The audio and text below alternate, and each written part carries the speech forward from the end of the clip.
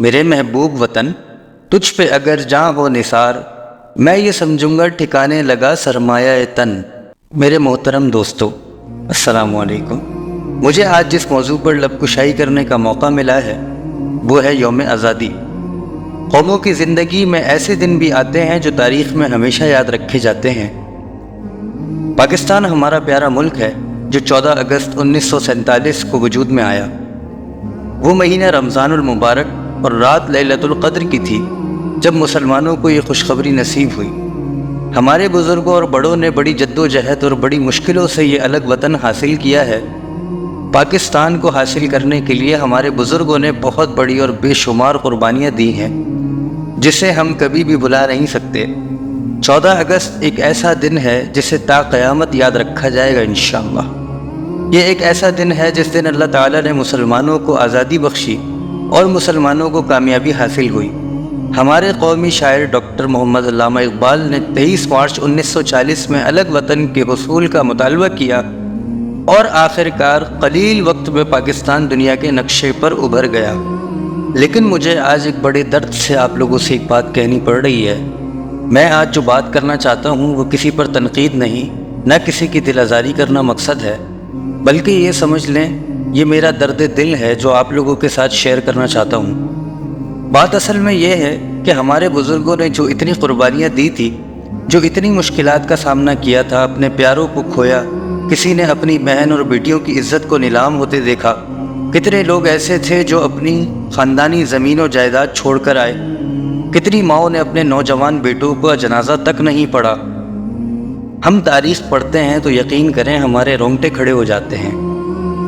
لیکن یہ سب قربانیاں ہمارے بزرگوں نے کیوں دی تھی، ہم نے کبھی سوچا ہی نہیں۔ کیا اس لیے کہ ہم ایک دوسرے کا دل دکھائیں، چوری کریں، یا کسی بھائی کو قتل کر دیں، یا کسی کو مالی طور پر نقصان پہنچائیں، یا اپنے ملک کے نظام کو تباہ و برباد کر دیں؟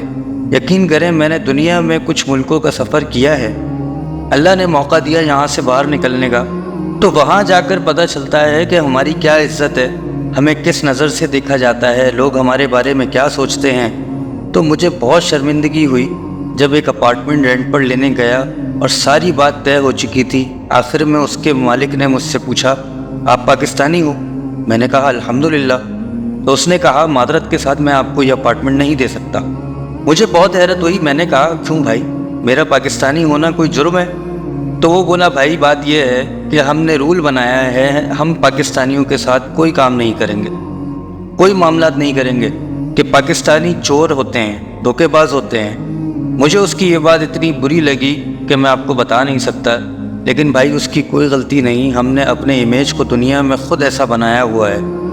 ہم میں کتنے لوگ ایسے ہیں ایک دوسرے کو دھوکہ دے رہے ہیں، دنیا میں کسی نہ کسی کو دھوکہ دے رہے ہیں۔ تو کیا ہم اس لیے ایک قوم بنے تھے؟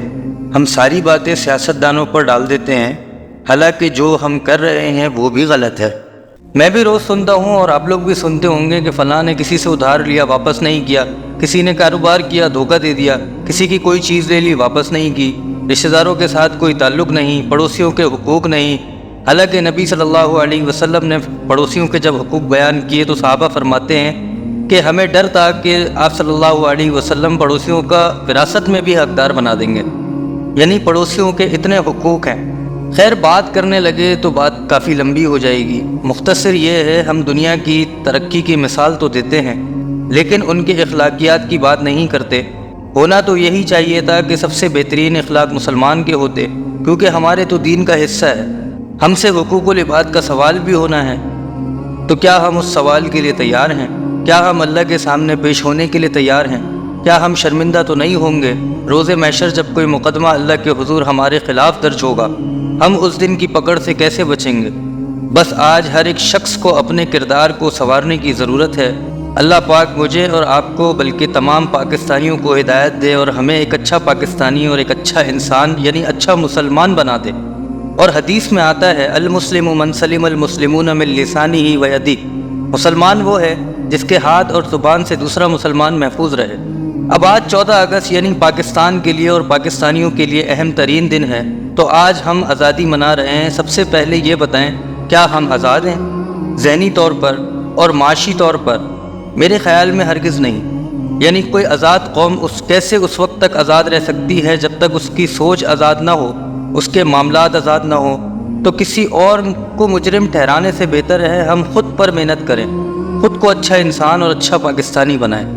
تو میرے دوستو، یہ میرا درد دل تھا جو میں نے آپ لوگوں کے سامنے پیش کیا۔ اگر آپ لوگوں کو میری بات اچھی لگی ہو تو اپنے دوستوں کے ساتھ، اپنے رشتہ داروں کے ساتھ شیئر کریں۔ ہو سکتا ہے ہماری وجہ سے کوئی راہ راست پر آ جائے اور ہمارے لیے صدقہ جاریہ بن جائے۔ اور اگر آپ نے ابھی تک ہمارے چینل کو سبسکرائب نہیں کیا تو پلیز سبسکرائب کر دیں اور بیل آئیکن کے بٹن کو پریس کریں۔ اللہ پاک آپ کا حامی و ناصر ہو۔ دعاؤں میں یاد رکھیے گا۔ اللہ حافظ۔